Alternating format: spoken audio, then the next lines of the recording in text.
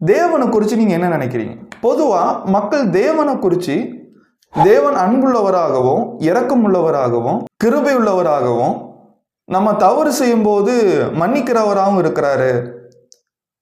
ஒரு சகோதரர்கிட்ட பேசும்போது அவர் நரகம் அப்படிங்கிற ஒரு விஷயம் கிடையவே கிடையாது அப்படின்னார். ஏங்கய்யா அப்படி சொல்றீங்க அப்படின்னு கேட்கும்போது, தேவன் அன்புள்ளவராக இருக்கிறார் இல்லையா, தேவன் அன்புள்ளவராக இருக்கிறதுனால மன்னிச்சிருவாரு, அதனால நம்ம பயப்பட வேண்டிய விஷயம் இல்லை அப்படிங்கிறார். ஆனால் இந்த வெளிப்படுத்தல் 6வது அதிகாரம் நம்மளுக்கு கொடுக்குற மிக முக்கியமான பாடம் என்ன அப்படின்னா, தேவன் எவ்வளோதான் அவருடைய ஜனங்களை நேசிக்கிறவராக இருந்தாலும், நம்மளை நேசிக்கிறவராக இருந்தாலும், அவருக்கு இன்னொரு பக்கம் இருக்கு. அவர் கோபம் உள்ளவரா, உக்கிரமான கோபம் உடையவராக இருக்கிறார்.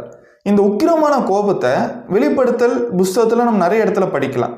அதனுடைய ஆரம்பம் தான் வெளிப்படுத்தல் 6வது அதிகாரம். அதாவது தேவனுடைய கோபத்தினுடைய ஆரம்பம் தான் வெளிப்படுத்தல் 6வது அதிகாரம். சரி, வெளிப்படுத்தல் 5வது அதிகாரத்தில் இயேசு கிறிஸ்து தேவனுடைய கரத்திலிருந்து அந்த புஸ்தக சொல்ல வாங்குறத பார்த்தோம். வெளிப்படுத்தல் 6வது அதிகாரத்தில் இந்த புஸ்தக சொல்ல இருக்கக்கூடிய 7 முத்திரைகளை இயேசு கிறிஸ்து உடைக்க போறார். இப்படி ஒவ்வொரு முத்திரைகள் உடைக்கும் போதும் ஒவ்வொரு சம்பவங்கள் நடக்குது. சரி, வெளிப்படுத்தல் 6வது அதிகாரம் 1வது வசனம். ஆட்டுக்குட்டியானவர் முத்திரைகளில் ஒன்றை உடைக்க கண்டேன். அப்பொழுது நான் 4 ஜீவன்களில் ஒன்று என்னை நோக்கி, நீ வந்து பார் என்று இடி முழக்கம் போன்ற சத்தம் போல சொல்ல கேட்டேன். மறுபடியும் இந்த வசனத்தில் பார்த்தீங்களா, இடி முழக்கம் போன்ற அப்படின்னு சொல்லியிருக்கு. இது உண்மையான இடி முழக்கம் கிடையாது. ஒரு சத்தத்தை கேட்டேன், அந்த சத்தம் வந்து இடி முழக்கத்தை போன்று இருந்தது அப்படிங்கிறார்.